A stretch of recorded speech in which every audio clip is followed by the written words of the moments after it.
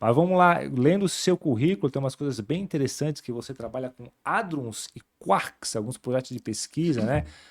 O que que são essas partículas? Só dar uma pincelada aí para a gente entender um pouquinho o que que são hadrons, o que que são quarks e o que que vocês físicos pesquisam quando trabalham com esse tema. Então, os hadrons, ou hadrons, né, porque é com H mesmo, são todas as partículas que sentem a força nuclear forte. Tá, Então, elétron está lá orbitando ao redor do átomo. Não é, tá. certo? Se ele sentisse a força nuclear forte, ele estava dentro do núcleo e não fora. Então, são tipicamente próton e nêutron, né? São os dois mais conhecidos, mas tem aí um zoológico de partículas que sente a força nuclear forte, né? Pion, né? O famoso Lattice, César Lattice, Sim, sim, ele sim. ficou famoso porque ele detectou o pion, Uhum, que é uma partícula que é um hadron.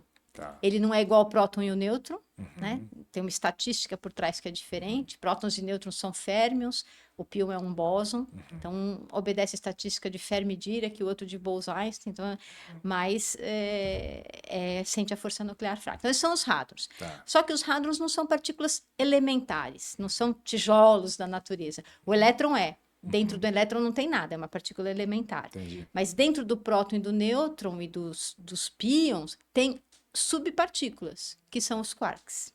Certo? Então, quando a gente está fazendo alguma detecção de partículas, né? Se eu quero detectar, o que, que eu uso para detectar? Né? Aqui, por exemplo, estou usando os meus olhos, né? A mão, tal. Sim. Então, eu estou vendo você, né? O microfone. Se eu quiser olhar do que é feito esse microfone, eu posso pegar um microscópio e eu vou enxergar lá dentro. Se eu quiser ir mais, né, mais para o interior da partícula, um jeito que a gente faz é usar os colisores de partículas. Então a gente pega uma e colide com a outra e jorra a coisa lá de dentro, como se eu tivesse dois carros, fizesse a colisão dos dois, e aí eu não, vamos supor dois carros pretos, todos pretos, eu não soubesse nada do que tem dentro, eu jogo um em cima do outro, sai direção, banco, né? Tem claro. Então é um jeito de descobrir o que tem lá no interior da matéria. Então, esses colisores servem basicamente para estudar essas partículas, né? Isso, Colidir. como é que elas funcionam, quais são elas, né? Tá Coisas desse certo. tipo. Então tá certo. Você mencionou ali o César Lattes, né?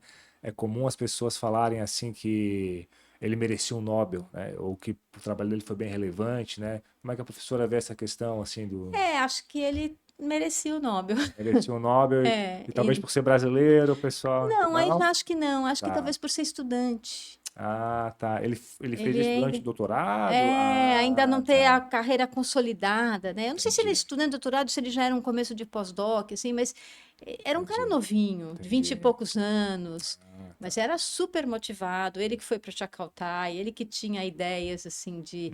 Pegou um ônibus, levou os filmes e foi lá para Chakaltai, né? Que é Jacotai fica onde? fica na Bolívia, em La Paz. Ah, tá.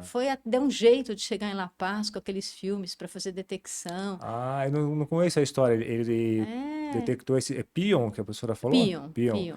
E ele foi na Bolívia que ele fez esse Ele foi trabalho? lá e Ah, depois ele pensou em como fazer essa mesma detecção em aceleradores de ah, partículas e tá. também se envolveu com isso. Claro, a tal do filme, que é como se fosse um filme, um filme fotográfico, sabe? Aqueles de antigamente, Sim, de claro, revelar. claro. Então, aquele tipo de coisa tem uma camadinha assim de prata Prata, por isso, cima.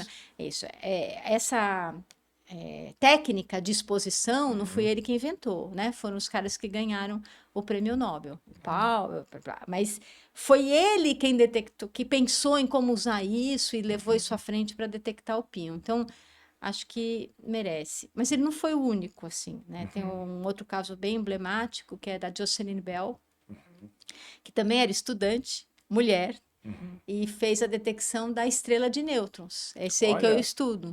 ela que descobriu, É assim? ela quem Olha. descobriu. E foi um negócio tão fora do padrão, assim, o que ela descobriu, que chegaram a fazer um folhetinho, assim, a história dos homenzinhos verdes. Acharam que, de fato, eram extraterrestres tentando se comunicar com a Terra, porque o pulsar, Olha. estrelas de nêutrons ou o pulsar, ele é como se fosse um farol, né? Então, ele tem um ciclo, pam, pam, pam. É tão preciso que acharam que era alguma tentativa de Olha. contato. O orientador dela ganhou o prêmio Nobel, o Tony Hills, e ela não. Olha. Então, assim, acontece. Mas mereciam. Vai pegando, agora eu fiquei curioso. Então, essas estrelas de nêutrons é a mesma coisa que pulsares.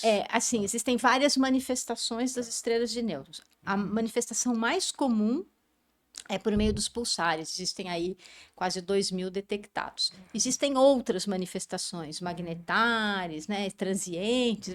Aí eu já entro aí numa estrutura Tá fina, certo. mas são objetos que são remanescentes de fusão, né, de estrelas com uma certa massa. Como é que é o nome da cientista que descobriu? Jocelyn Bell. Jocelyn Bell.